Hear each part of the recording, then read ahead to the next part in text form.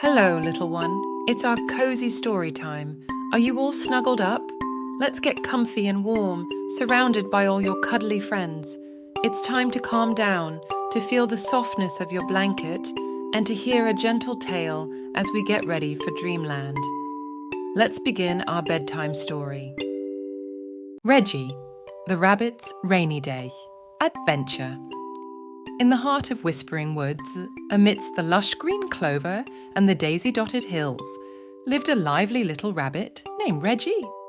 Reggie had the softest brown fur, the twitchiest nose, and the most curious pair of eyes that sparkled with wonder at everything around him.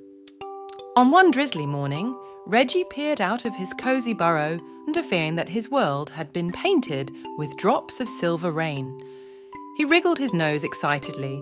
While other rabbits might have stayed snug in their homes, Reggie saw a day full of new puddles to explore and fresh smells to sniff. With a hop, skip, and a jump, Reggie ventured out, his paws making little splashes as they touched the glistening wet earth. He loved the gentle squish of the muddy ground and the cool rain that tickled his ears. As Reggie hopped along, he spotted something unusual. It was a bright red boat, a leaf fallen from a cherry tree, floating gracefully on a tiny puddle pond. Reggie's heart thumped with excitement. What an adventure it would be to sail such a vessel.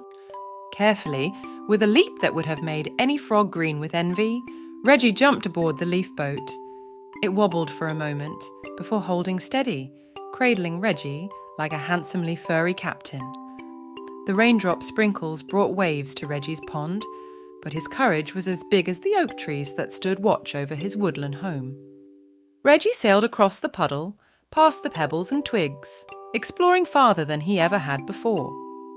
After his daring naval journey, Reggie felt ready to hop back to dry land. With a gentle bounce, he landed on the mossy carpet of the forest floor.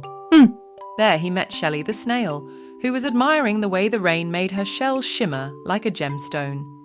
"Did you see?" Reggie chirped merrily. "I was a captain on a grand puddle burned." "You're very brave, Reggie," said Shelley with a slow nod. "And what a wonderful boat you have." With a sprinkle of pride, Reggie offered Shelley a tour on his leafy ship. Together they set sail once again, the snail's slow grace balancing the rabbit's eager energy. Their laughter and giggles echoed through the woods as the rain slowed to a mere whisper, like nature applauding their friendship and play.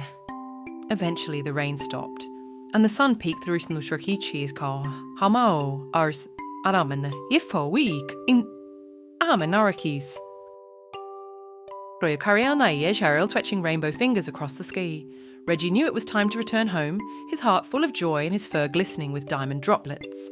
And now, dear children, as Reggie the rabbit curls up in his burrow, dreaming of his next great adventure, let your imagination float away on a leaf boat too, or drift off to the soothing rhythm of the rain, wrapped in the soft embrace of sleep. Remember, every drop of rain is a chance to find fun and make friends in unexpected places. Just like Reggie. Sweet dreams until the sun shines to kiss your cheeks awake. Good night.